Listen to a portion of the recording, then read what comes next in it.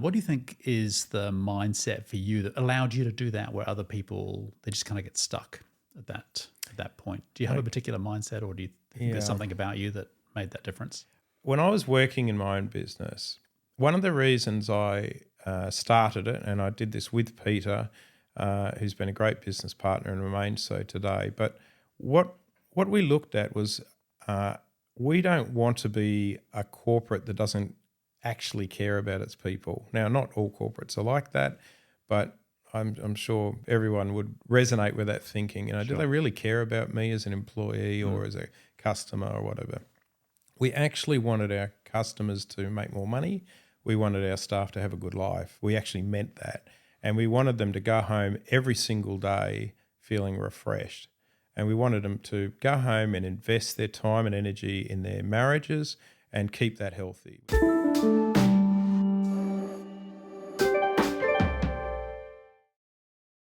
Hey, welcome back, everyone, to the Lead Well, Live Well podcast. I've got a very special guest today and a good friend of mine, Byron Patching.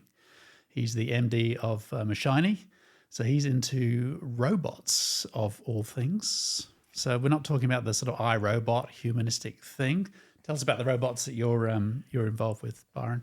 Yeah, our robots aren't that threatening. It's not Terminator or anything like that, Mark. They're just warehouse robotics. So they're for moving things around warehouses and making warehouses work better. Yeah. So it's a new idea that's come to the world, and we're right in the middle of it.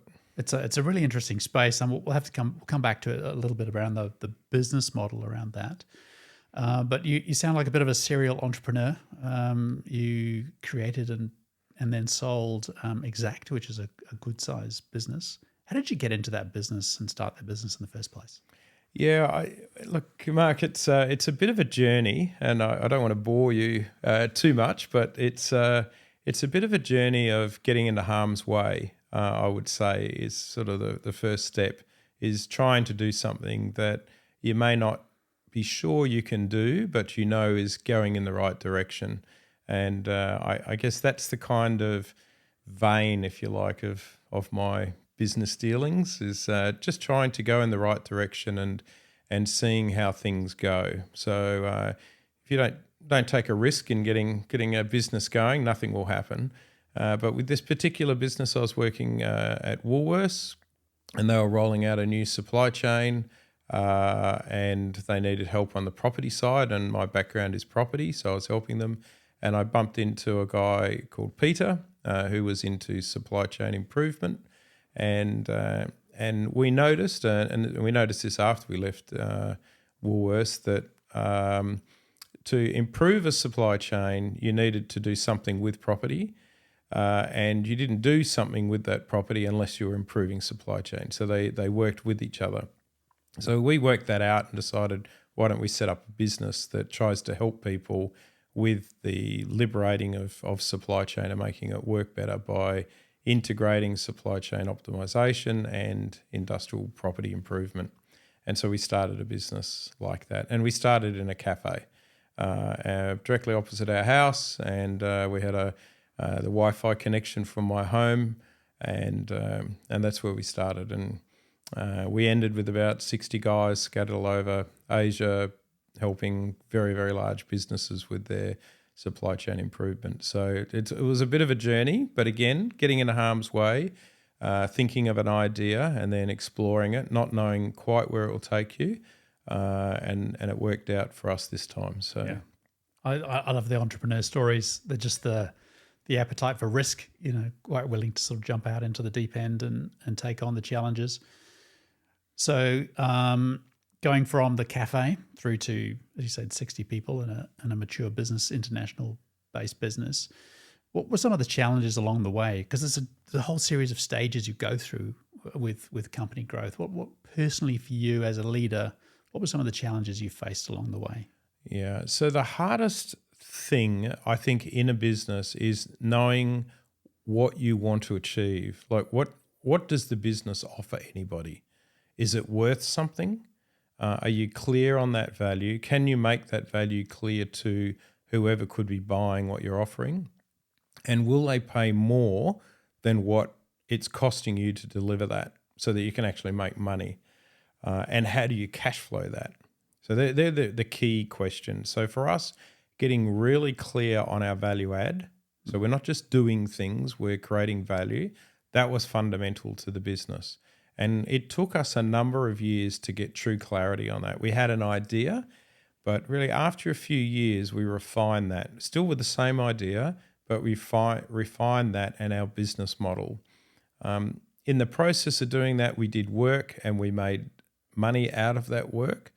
But it was really after a number of years we thought, now we've got something here. This is something more than one company wants to know. If companies knew about this, they'd want to engage us because they'll make more money and we'll make money in the process of making them more money. So I'd say that's the key thing, is understanding your value proposition.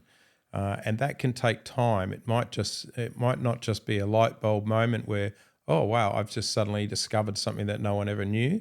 But it might be that you work at something, again, getting in harm's way, trying things, and keep working in a direction you know is good, but you just keep pushing in that direction, and then finally you find a keyhole that, here's something special. And what we did was special. It was unique in the market, and I would say it reshaped the way business was done in that particular narrow area.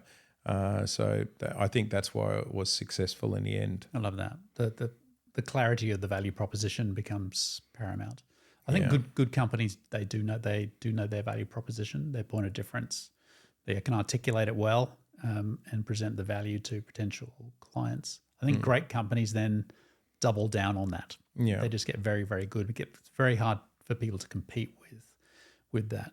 So was that your sort of ramping up phase where you got really, so you built the business and then you got really clear on your value proposition, and then the momentum sort of came off the back of that? Yeah. And it was interesting. Like when we started, so there's two of you at a coffee shop, okay? So you kind of get on with each other, you get on with it, and then you think, I've now got more work than I can do. Do I employ someone else or just slow down the delivery rate so we keep as two people? Or do we actually do the work, or do we get someone else to do the work and we go win more work? So that whole challenge becomes a big question of resourcing, taking risk by taking on more people. Will I win enough work to feed them? And I need to be fed as well. That whole challenge becomes a big issue. And I think once you get to about 6 people in our business, and this is a consulting business effectively, once you get to about 6 people, it's still manageable. You've got, I'm only feeding 4 others as well as, my business partner, and we're both feeding, a couple of people each. It kind of works. Yep. Once you get beyond that, it starts to become complex. And particularly in Australia, you think, I've got Sydney and Melbourne really as the main markets. I need people down there. How am I going to manage them when they're now at a distance? I now need systems. I need structure. I need IP. I need processes, because I can't just rely on being in front of people. And so after about 6 people, we got to the point of, now we need to change the business and get a lot more depth in it. To be able to expand it. That got us to about 15 people, and then we just got run over with administration. Yeah. And now we need people who aren't actually bringing in income, but are managing the doing of the business. Now, how do we keep that light? We can do that through systems. So again, getting back to IP, systems, processes, without being too cumbersome, but making sure that we can get quality assurance in what we're doing. So that became the next challenge, actually having a financial controller rather than sort of trying to make it up as we go along. This is now becoming a business. After that, we then had to say, well, do we just stop there, or do we go for the next jump where you actually become almost a conglomerate of people many of whom you don't see that much actually. And that was a big step. And that jumped us to the 25, 30 people range. And then it got to the point, well, this is starting to become too big for us to touch everybody. We need directors. And then you start thinking, well, where's this end? If I'm going to get out of this business and it's wrapped around the owners, who would want to buy that business? Because they'd have to buy us, and I don't want to work for someone else. So how's that going to work? So then you start thinking, okay, now I need directors who are doing all the work, winning all the work, executing. So you start training people to take over the business, to get to a point where someone might buy the business and not think that the owners of the business are essential. And so that's what we did, and that took years and a lot of investment to get to that point. And then somebody bought the business, and we escaped, and finished. Yeah, escaped. And, escaped. I'm out. And just sort of ran the till and ran out with a check. Now, so the process is there, starting from 2 people to 6 to 15 to 30 to 60. There were very different lifestyle and changes in the business, as we moved along. But key to it always was: are we making someone money? If they're making money by engaging with us, they're happy to pay us. Yeah, that's fundamental. Yeah, I like that. And those last 2 stages that you talked about, the sort of the scaling up where you just don't know people. You're running the team, team's running the business, and the last phase, where you're stepping back from the business. Entrepreneurs are notoriously bad at those last 2 phases. So super scale and moving away from control. What do you think is the mindset for you that allowed you to do that, where other people, they just kind of get stuck at that point? Do you have a particular mindset, or do you think there's something about you that made that difference? I think there's a couple of things there that relate to me and maybe not to others. But when I was working in my own business, one of the reasons I started it, and I did this with Peter, who's been a great business partner and remains so today. But what we looked at was we don't want to be a corporate that doesn't actually care about its people. Now, not all corporates are like that, but I'm sure everyone would resonate with that thinking. Do they really care about me as an employee or as a customer or whatever? We actually wanted our customers to make more money. We wanted our staff to have a good life. We actually meant that. And we wanted them to go home every single day feeling refreshed. And we wanted them to go home and invest their time and energy in their marriages and keep that healthy. We don't like there's so much divorce and broken families. We don't like any of that. Yep. And so what we wanted was, well, let's just make sure that our staff are good and happy and wanting to come back, and their wives want them to come back to work, or their husbands want them to come back to work with us, and they want to be part of the group because their lives are better for it, and the same with our customers. So in our heart, that's where we were. Now, we wanted to make money. You don't start a business not to make money. If you don't, it won't survive. Yep. And if you're not making money, well, there's lots of things you can do with your life rather than work. But it's how you do it, okay? It's how you do it that's important. And for us, if we make our little bit of the world a better place, that's our contribution. You can think about world peace and everything, but I reckon if you can start by just making sure your staff go home refreshed and vibrant, and you're looking after them and their family as much as you can, it's more than just money. Yep. So that was really important. And the second part of that is it my place, this work, this business that I created, is it mine? Now, obviously legally it is, and yes, I provide the leadership for it, but even like renovating the office, who am I renovating it for? Is it for me, or is it for all the people I'm yet to meet who are going to see the office? I always think the latter. Is it my business, or is it the staff's business or the customer's business? Actually, I think it's more them than us. We provide the leadership, but they're the ones who are benefiting from it, and there's more of them than just me. So holding it lightly is key, and not being attached to it. So this is about me. And aren't I fantastic? And of course you have those feelings when a business goes well. You think, aren't I clever? And I'm such a great guy. Look at me, and I'm helping all these. Of course you have those feelings, but those feelings are balanced by actually I'm making customers have a better time, staff having a better time, and their families. So I'm contributing in that way. But at the same time, I'm benefiting from it, which is essential. Otherwise, I wouldn't bother doing it. So it's having that balance. And so when you get to those latter phases, it's easy to then say, well, I can let go of this because it's actually not me. It's just a business. Now, I've started it. I'm proud of it, and I'll protect it because I'm invested in it. But it's not me, and I'm independent of it. So I was surprised actually at the end of creating this thing, and it was a fantastic thing, and selling it, how easy it was to step away. And I think it was because I never actually held it tightly, and you never saw the whites of my knuckles with it. It's not that I didn't care, but it wasn't like, I'm going to die in a ditch over this thing. It's more let's get the best out of it. That's such a great key, isn't it? That ability to stay detached, not believe your own press, and be distant enough to be able to say this is more than just me and my ego. I love what you're saying about the people. For me, that's always been a great key, is creating an environment where people can do well, generally honouring and respecting them as individuals, and creating that culture of honour is the way that I would sort of do that. But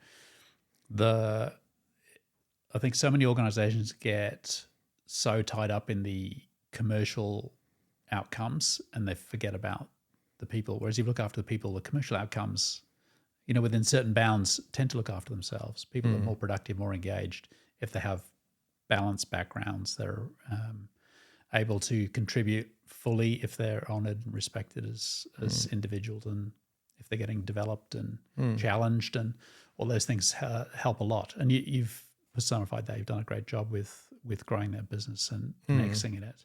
But you make mistakes in it, Mark. Like you try to look after staff, but what do you do if you don't have enough work and you have to fire them? Yeah. Yeah, it's really hard because you don't want to be doing that. You don't want to be hurting people, sending people on the street.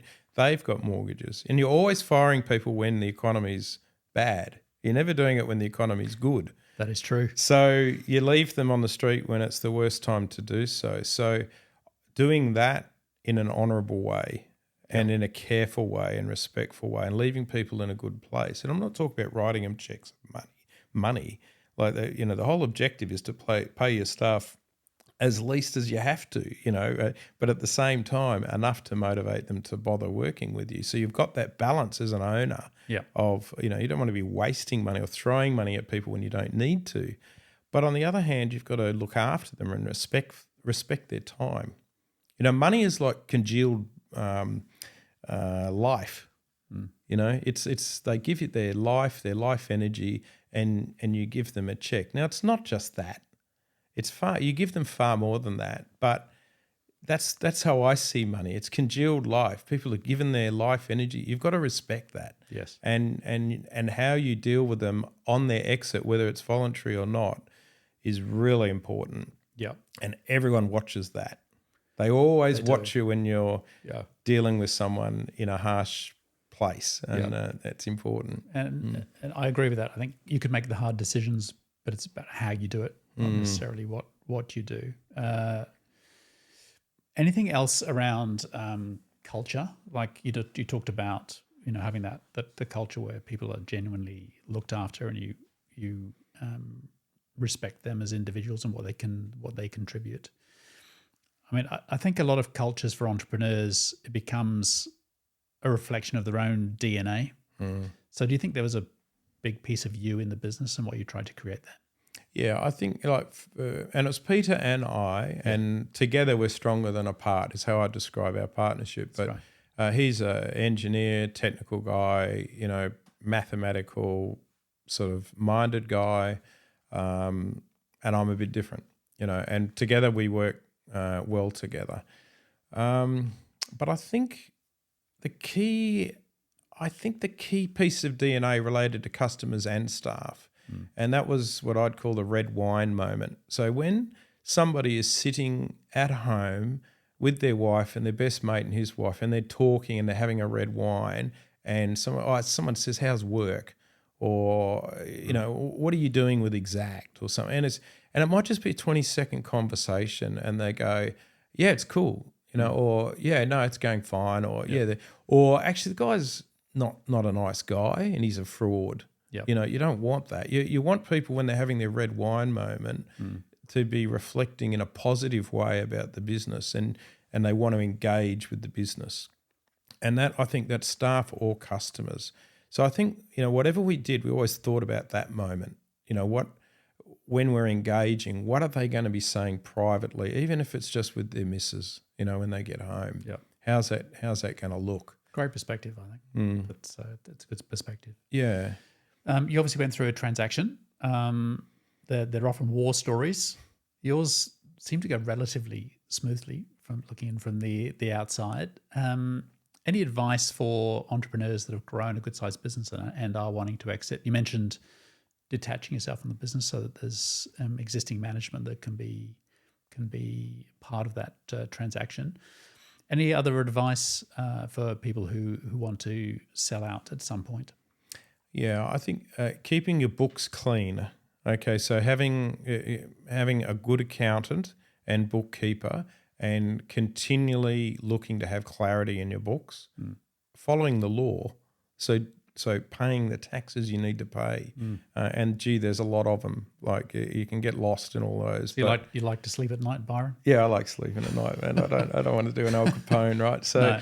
yeah, but you're keeping them clean so that someone coming in doesn't need to adjust the value of the business because you've got a mess or they can't see what you're doing. So that's really important, and just having your IP and your business proposition really clear and structured. That will make you a unique business. Like many businesses are messy, but I think having all your processes, your books, your methods documented, clear, simple, and all your staff happy with them and engaging with them, that adds a lot of value.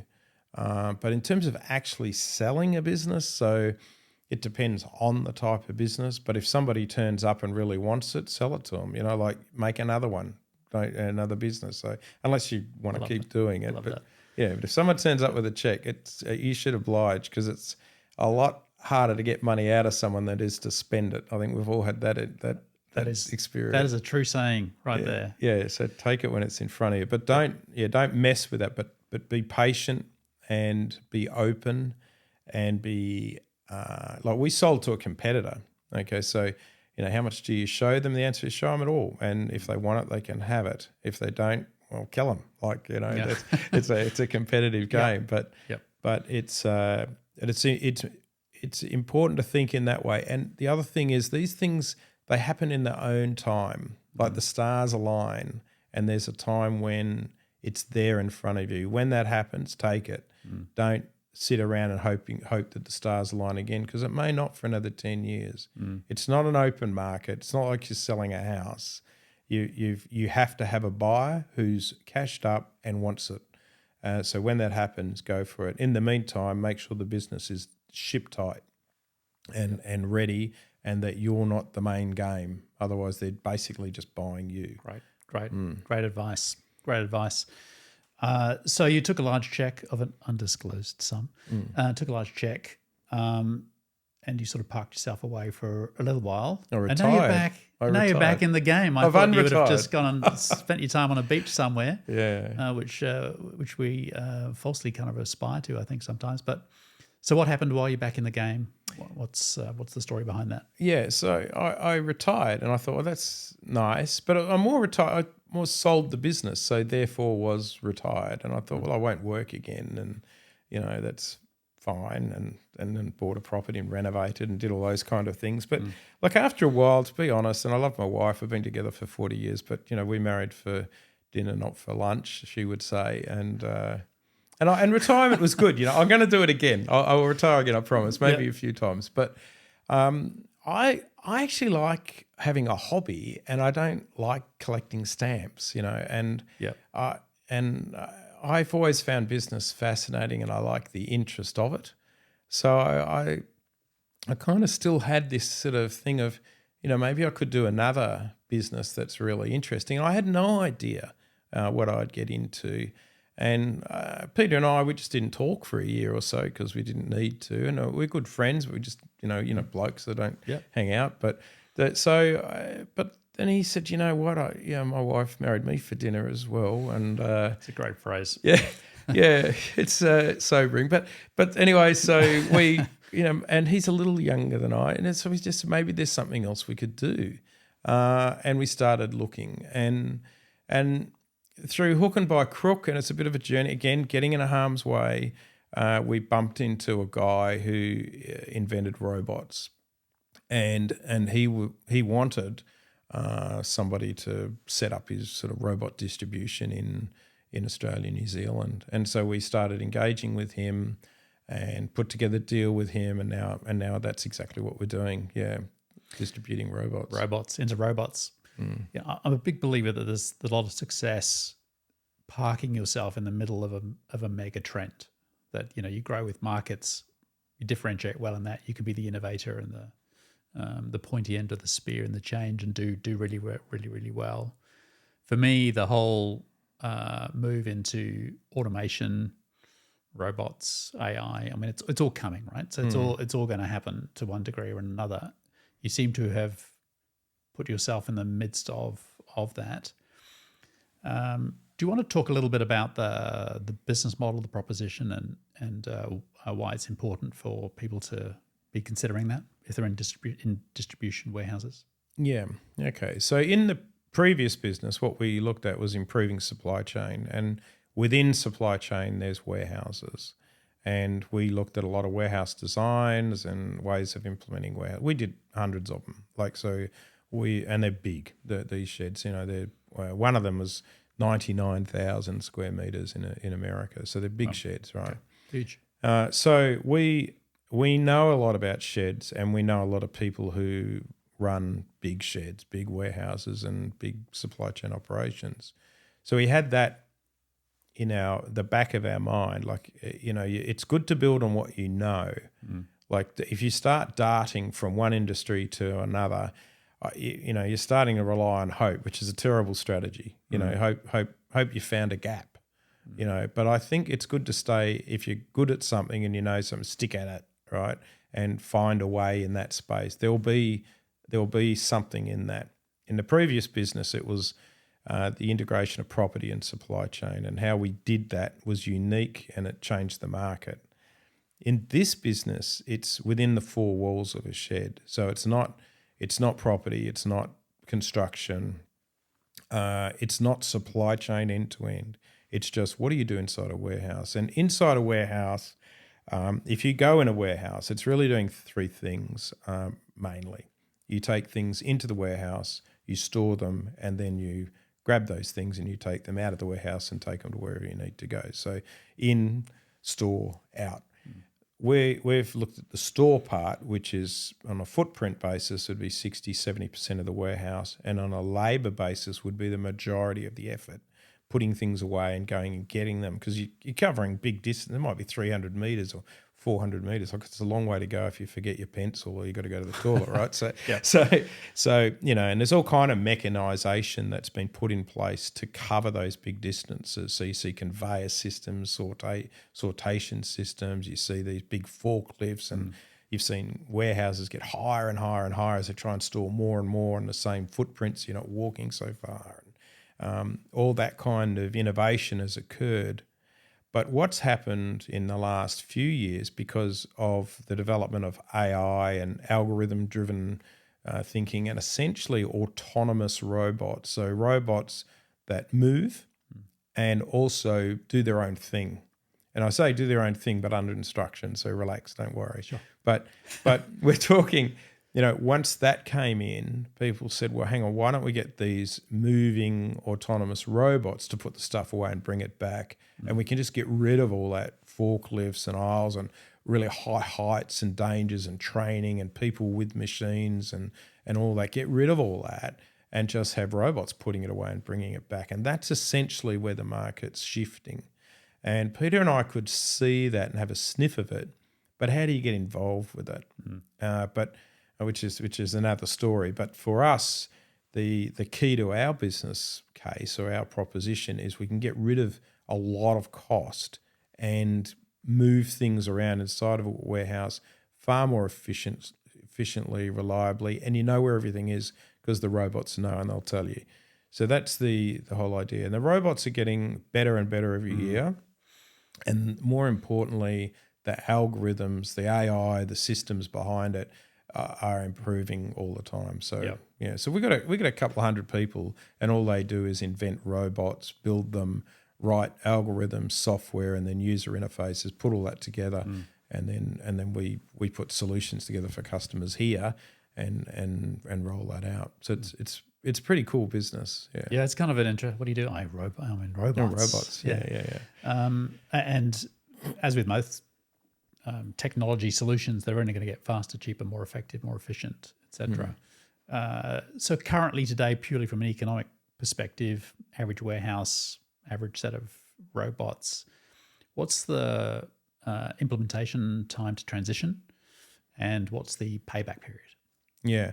So typically with a warehouse, if you're fitting it out with mechanization or just standard warehousing, manual warehousing, it's like an open heart surgery for a business, because the supply chain is the arteries, the heart of the business. Like many retail businesses are actually logistics business with a retail front, and if you muck up the back end, it's game over. Yeah. You'll go broke, or your customers can't buy things if they don't get it. So when you start fiddling around with that and pulling apart a warehouse and reorganizing it, it's a big stress on the business. Significant, yeah. And shops don't hold a lot of stock, so they need replenishment. So every few days or sometimes daily.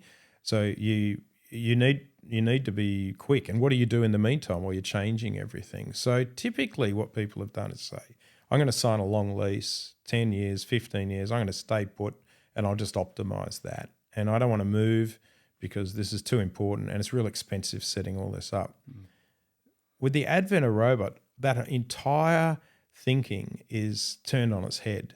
Like it's revolutionizing that restraint and that thought process around supply chain. Because in answer to your question, it takes months to roll out a robot setup, because you're basically putting QR codes on the ground, building some shelves for robots to pick up, and rolling robots out pre-programmed into a warehouse. It can take months from when you order them to make them. Like these robots, they take an hour or two to make. Like they're very quick. They can lift heavy weights, 1.5 ton. They go as fast as you would be jogging and probably me running. But they're very quick and they're safe, and they're very quick to roll out. You pre-program everything before you implement. On smaller rollouts, you can almost roll them out on a weekend. Wow. But otherwise you can do it over, say, a month or a few weeks. So you can put in, and you can do it gradually. So you can graduate the facility rather than just stop everything. You're not bolting anything down. You don't need structural permits. There's no structure. Everything's mobile. It's just so easy. And it's not like having done very complex warehouses and, big high bays and all that kind of thing. It's just so simple, and yet it's better. It works better. And from a payback, you're getting, say, a payback in a year or 2 or maybe even 3 years, but it's very quick because they don't cost that much, but they do a lot. So yeah, it's quite relaxing compared to what we used to do, where you sort of get an army of people focusing on this major shift. We set up the Maya supply chain, for example. It was like, I sort of lost about 5 years of my life implementing that because it's so stressful. Yeah. But this kind of thing, it's actually a lot more relaxed, a lot more simple, and very, very profitable. So it's a great business proposition. Yeah. So downstream from the capital questions, which I was asking about, then obviously there's a lot of productivity gains, simplicity you're talking about. I hadn't really thought about that, but you just lose a whole lot of complexity. So this is coming, right? So this is it's here. It's happening right now in front of us. I'm a big believer that you've got to embrace what's going to kill you. So those that don't adopt or adopt too late will fall behind. But as with any change, any kind of revolution, it takes a while to build momentum, and there's always that resistance. People they're wedded to the status quo, wedded to the way they're doing things.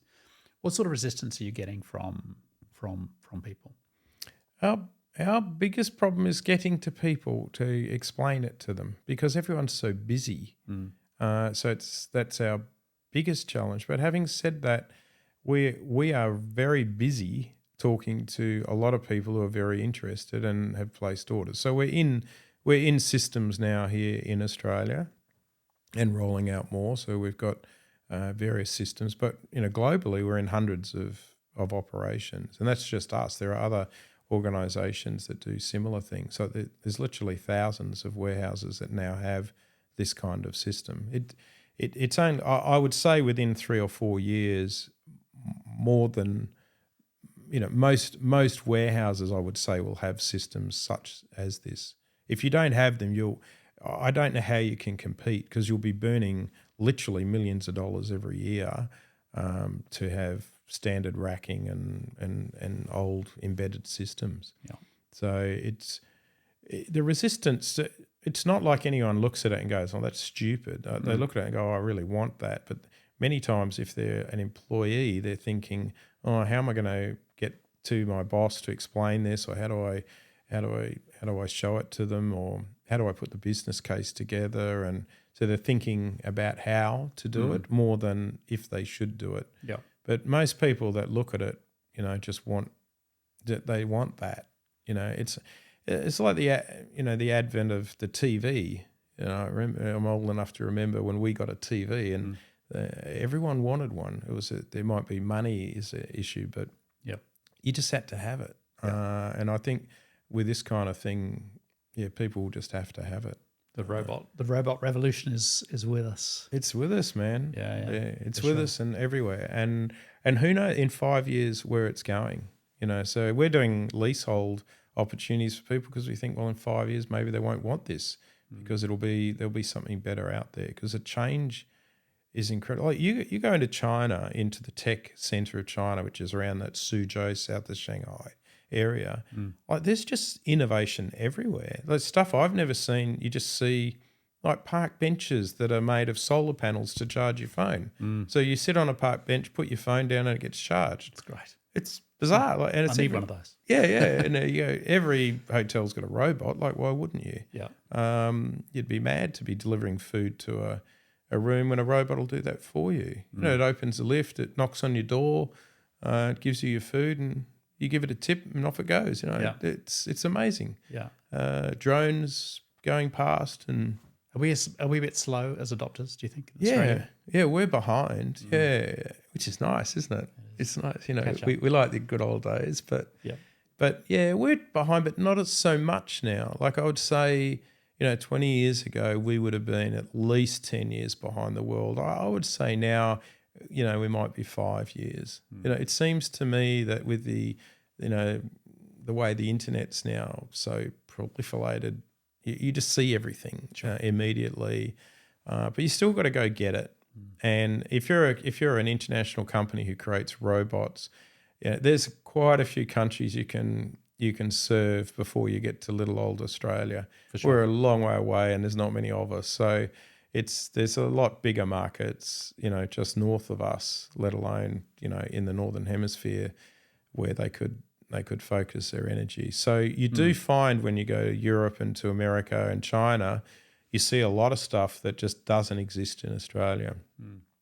So if you're thinking, hey, I should start a business, just go to one of those shows. Yep. And say, hey, are you in Australia yet? I'll sell you gear. There's so much of that.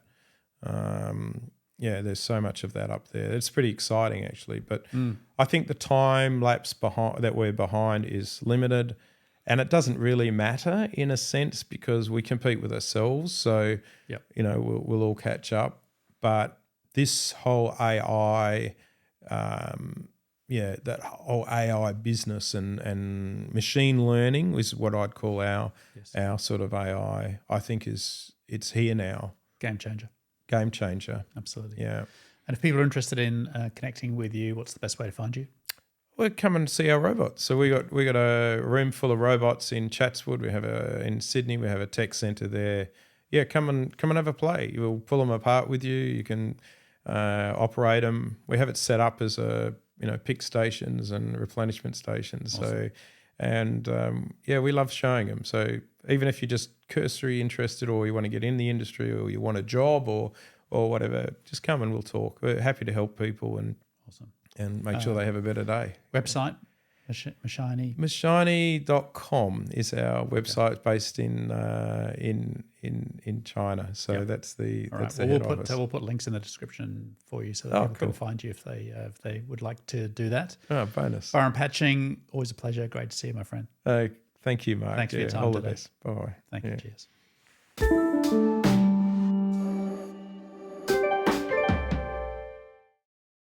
Thanks for joining us on another episode from the Lead Well, Live Well podcast. Thanks for your company. Please like and subscribe. It really helps support the channel if you do that. If you're a business leader and you have an interest in strategy and culture and leadership, then please join us at our website at leadwelllivewell.com. All those links will be in the description below. Until next time, thanks for watching.